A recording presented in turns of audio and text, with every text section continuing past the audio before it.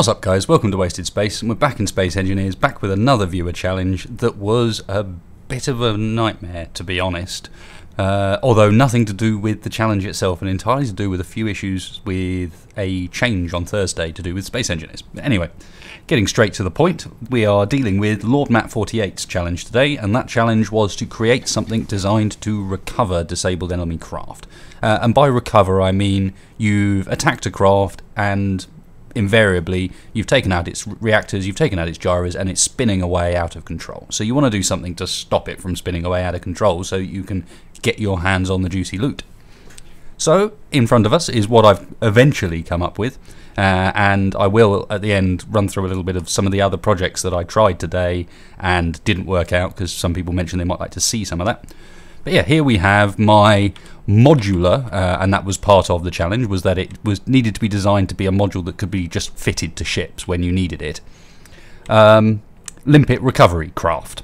Now, first thing I tried to do wasn't actually that one. I initially tried to make a small ship variant, which looked a lot like this, and this sort of highlights some of the problems I had today. They've messed around with ownership and how exactly things like transfer blueprint settings, and it's very, very specific to do with ownership, but also some things just simply don't work.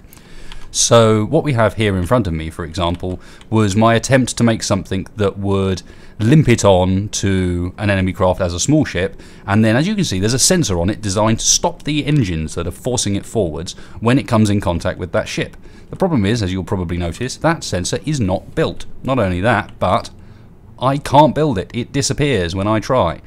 On small ships, it seems at the moment, you cannot put timers or sensors into your designs because they just won't build. And to begin with, I thought the same was also true for large ships, and I thought I wasn't going to be able to build it. So this is my first variant of the Limpet ship itself.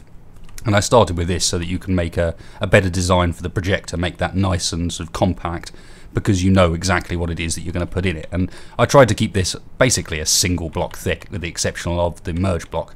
And as you can see, this has a timer on it, and I tried to make it build, and for ages it was messing me around and not allowing me to do so. And the key to those is that they have to be unowned. If they're owned by you, they won't let you build. But inversely, and even more weird, I then followed up with a problem with having these feet build. And I'll hopefully switch to some footage where I was trying this out and evidently completely clueless. But your feet cannot be attached to a thruster for some reason. If you put them attached to a thruster, they won't build either. They have to, and on the final design you'll notice, there is an extra heavy armor block on the front, and that is simply there because the feet wouldn't build otherwise. But getting on to the point of things, and this is my projector design, relatively compact, but of course had to be a large ship. As I said, the small ones just weren't working. And so this is about as small as I could find I could make it, while still having enough thrusters to actually make have an effect on a ship. So in there we've basically got a evenly spaced row of these welders along the top, and the welders seem to weld like a 2x3x3 area around them, and so this is the spacing you need for them to slightly overlap but make sure that everything gets built even. For example, this upright here with the sensor on, and you'll notice that sensor's sitting on a really strange piece of metal. That was necessary to get this thing to fly smoothly out of here consistently, which it now does, but initially, even with an angled block, it was colliding with these welders sometimes, which is very unusual. But you'll be pleased to note that this one is a merge block based one, and aside from sort of the expected, so sort of the bits and bobs you would expect on this little ship itself, here's one that's outside and finished. The timer block is redundant on this. I'm using the sensor on the bottom, the same method that I was going to use on the small ship. So the idea is it's currently, as you can see, not detecting anything. As soon as it does detect something, it turns off the single thruster on the back that is forcing the ship forward. And so then all directions are covered by the ship trying to sort of counterbalance the movement of the craft it's attached to. And of course the feet on the front are set to auto lock. So if I jump into this one here, I can give you a little show of exactly how I've set things up on the timer block side of things, because this is a fully automated version. You've got a button to stop it, a button to start it. But before I do so, I just note that it's been designed to sort of modularly attach on pretty much any side. So you've got the flats there, the flats on the bottom, and all the way around you've got these exposed conveyors to enable you to hook it back up to the system again. Same on the back, so you could literally stick it on the front. The only side that's not perfect is the top. You can attach it on the top by removing this cockpit. This cockpit's just there for me to demonstrate. But if you're going to attach it, that tends to be best as the outside. So anyway, if I jump in here, we can have a look. Now, again, there was a little bit of trickery needed to make this function properly on the timers. So you'll notice on my bar at the moment, there is number 4 is a group that doesn't exist, and that's because it's a group that's on the ship itself. And it's important that it's a group, and if I...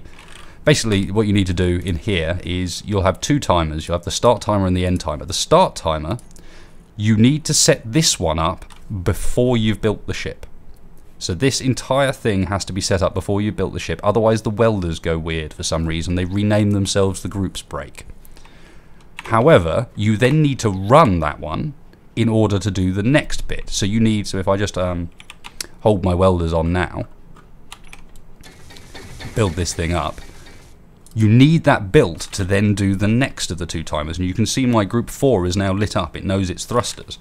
And that is the thruster on the back that makes it go forward. And rather than have it on permanently when the thing's built, because it'll move whatever ship it's attached to around, it's off until it's needed. So there's a timer block that literally, it's the end timer block, and this is the one that you need to do at this point with the thing built, contains the welders turning off.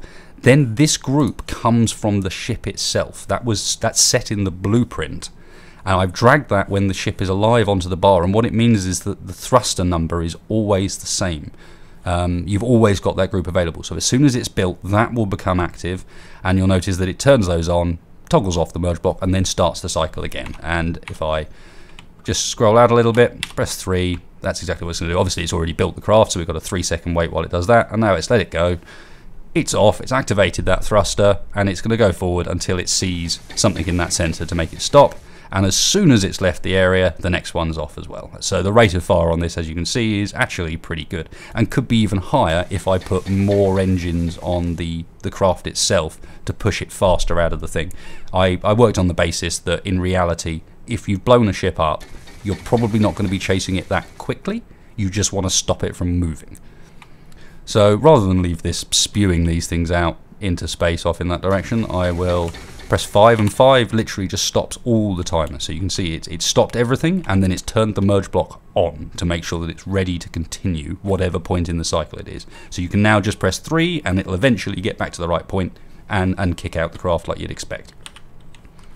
However, that wasn't the entire challenge. Of course, A, we need to test does it even work, and B, we need to see it in action actually pasted onto something. And this is where we come onto the second slight weirdness with how the projectors work. So here I've got it attached onto, unnecessarily, a ship that's already got projectors on it. But anyway, it was just to demonstrate how you could attach it, and it was very straightforward to just paste it on the bottom there. But, and this is the slightly weird thing, if I was to go and paste one of these, oh, that's not the right thing to paste. Let's go and look into my big Limpet recovery craft. I was going to try and paste one of these on there now, so let's just line it up on the side, spin it round so that it'll actually paste, and I think I'm in the way of it at the moment. Come on. Oh, lining these things up can be a little bit tricky at times, I will admit. They always seem to want to stick exactly where you don't want them to, and never exactly where you do want them to. Let's just find somewhere easy to stick it. Come on. On the roof. No, it won't stick to glass. There we go. There's a spot just there. So I'll stick that on there now, and if I get in, the groups will all have been broken. And for some reason, so let's go to this camera. If I press 3, it doesn't work. It seems to be dead. And no matter what you do in the control panel, it won't fix it until, and oh, that's actually, oh, it started the other ones as well, of course. Let's stop all those. Yeah, until you get out, and if I copy that ship now and put the entire thing over here, it seems to sort itself out, and now this one will work. So, same deal again. I haven't changed anything. All I'm going to do is hit 3. And look, that one works absolutely fine now. No reason at all why it might have changed. It just has. And I tell you, that took a good few hours of playing around to work out what on earth was going on to make it behave like this. But be pre-warned, at the moment at least, there are a few little bits of weirdness. Oh, looks like these ships have got going for a run as well. There are a few little bits of weirdness going on with how the projectors function. So what I would like to be showing you now, and what I initially attempted to try and record for you now, was a demonstration of this thing in action and talk a little bit about how it works and so on. But as you can probably see from the background, it didn't really go quite as I wanted. And honestly, I don't think this is necessarily a flaw in the design. I think in the end, you're trying to introduce two objects to each other that can be at completely random distances, traveling at completely different speeds, in different directions. There are so many variables to it that I think you need the finesse of an actual pilot there in order to be able to do this reliably. So while this does work, it is a module, it does project these Limpet ships out, the sensors are just... there's too many variables for the sensors to be able to do it right. You'd end up having to set the thing up for every individual shot. So it was a cool challenge. I enjoyed building it, and I'm pretty certain that this same projector device could be reused and repurposed into creating something different. But I honestly don't think at the moment that these Limpet things are the way to go. I think my initial ship variant is the one to use, simply because you have that control. You've not got that risk of just punching a big hole straight through your target, or inversely, not reaching it at all. You're not moving fast enough, or your sensors don't kick in at the right time. So there you go, guys, my attempt at this challenge. It's kind of semi a success. I can't say it's a proper success because it doesn't do what it's supposed to do, but I honestly don't believe that at the moment this is the way to do it, even though it was a very good challenge. So thanks, Lord Matt, for throwing that one out there. Had fun with it, but not quite the success that I was really hoping for. So thanks for watching, guys. I hope you enjoyed the video. If you did, please hit like, please hit subscribe. It really helps me and the channel out. And otherwise, I will catch you next time.